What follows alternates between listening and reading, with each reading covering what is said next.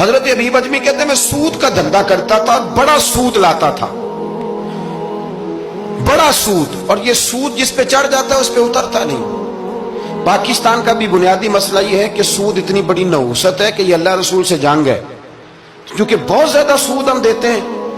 اس لیے میں تو آپ کو پتہ ہے جو کوئی برا کام کرے اس کو برا کہنا چاہیے، حکومتی لیول پر تنقید اس لیے اچھی ہوتی ہے کہ لوگوں تک جب پہنچتی ہے تو فائدہ دیتی ہے، لیکن جو بندہ اچھا کام کرے اس کی اچھائی کو بھی بیان ہے۔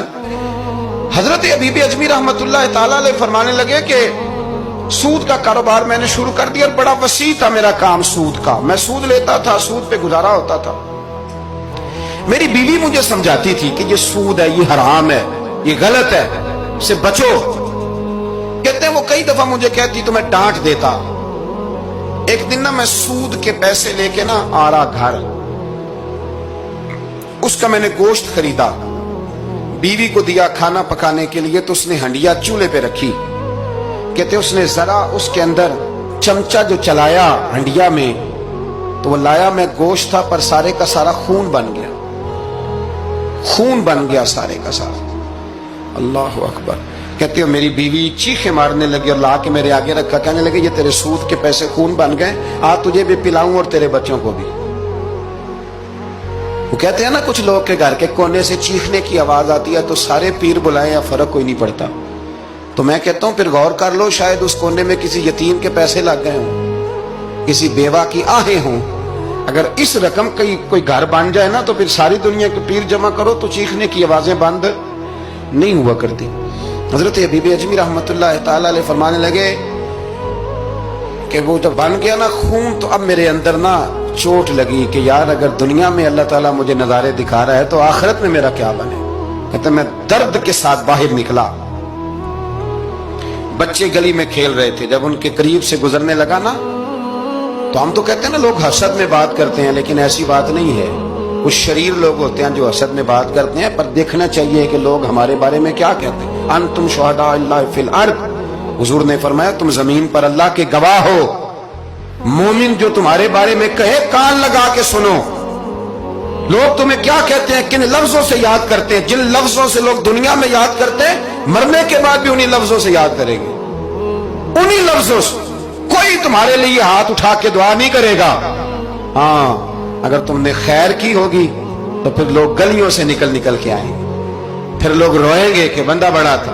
تو حبیب اجمی کہتے ہیں میں باہر نکلا تو بچے کھیل رہے تھے، تو ایک بچہ ان میں سے کہنے لگا پیچھے ہٹ جاؤ، پیچھے ہٹ جاؤ، بڑا ظالم ہے، بہت بڑا سود خور ہے۔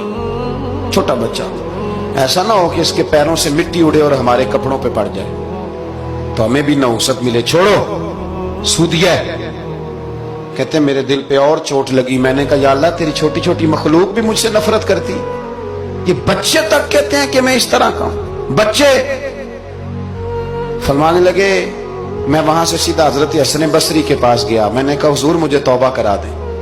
یہ پتہ ہے اللہ والوں کے پاس لوگ کیوں جا کے توبہ کرتے تھے، مرید ہوتے تھے، اس لیے کہ توبہ پہ قائم رہنا بڑا مشکل ہوتا ہے۔ کوئی ایسا بندہ ہونا چاہیے جو ہمیں توبہ پہ قائم رکھے، جو روز ہمیں نصیحت کرے۔ دیکھیں نا ہمارے سینئر ہوتے ہیں ہر فیلڈ میں، اگر کہیں ہم الجھ جاتے ہیں تو اپنے سینئر سے بات کرتے ہیں۔ تقوی کے پرہیزگاری کے راستے میں بھی ہمارا کوئی سینئر ہونا چاہیے تاکہ وہ ہمیں بتائے کہ پرہیز کہاں کرنی ہے، دوائی کیسے کھانی ہے اور آگے کیسے بڑھنا ہے۔